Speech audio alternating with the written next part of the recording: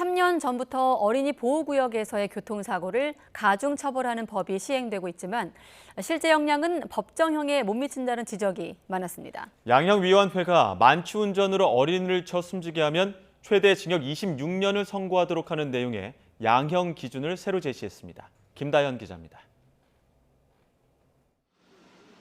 이른바 민식이법은 어린이 보호구역에서 인명사고를 낸 운전자를 가중 처벌하는 내용을 담고 있습니다.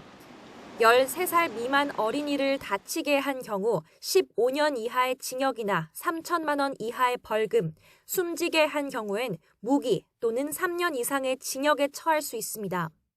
법정형은 높지만 판사가 실무적으로 참고할 수 있는 양형 기준이 없던 터라 판결이 들쑥날쑥하고 엄벌 기조와 동떨어진다는 평가가 많았습니다. 실제로 최근 어린이 보호구역 내 사고 10건에 대한 판결문을 분석해보니 절반은 집행유예가 나왔고 나머지는 벌금이나 선고유예였습니다. 지난 8일 낮 대전의 어린이 보호구역에서 음주 사고로 9살 배승아 양이 숨진 뒤 엄중한 처벌 잣대를 마련해달란 요구가 거세지는 가운데 양형위원회가 심의 끝에 구체적인 양형 기준을 제시했습니다.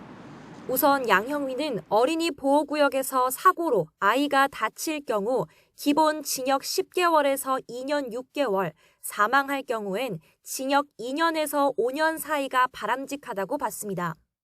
난폭 운전 등 죄질이 나쁘다면 상해는 최대 징역 7년 6개월, 사망은 징역 12년까지 내릴 수 있습니다. 운전자가 술을 마셨다면 당연히 형량은 가중됩니다.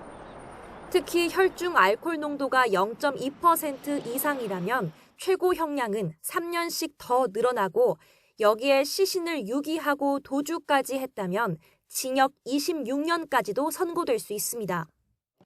다만 다친 정도가 가볍거나 피해자가 처벌을 원하지 않을 때 또 실질적인 피해 복구가 이뤄진 경우 등엔 판사가 벌금형을 선택할 수도 있습니다. 양형위는 또 사이버 스토킹 범죄에 대한 기준도 마련했는데 앞으로는 이른바 문자 폭탄으로 피해자가 공포감을 느낀 경우 반복 범죄라면 징역 1년 6개월까지 선고됩니다. 양형 기준은 권고적 성격이라 판사가 꼭 지켜야 하는 건 아니지만 기준을 벗어난 판결을 할 경우 그 사유를 밝혀야 합니다. 이번에 새롭게 만들어진 기준은 오는 7월 1일 이후에 재판에 넘겨진 사건부터 적용됩니다. YTN 김다현입니다.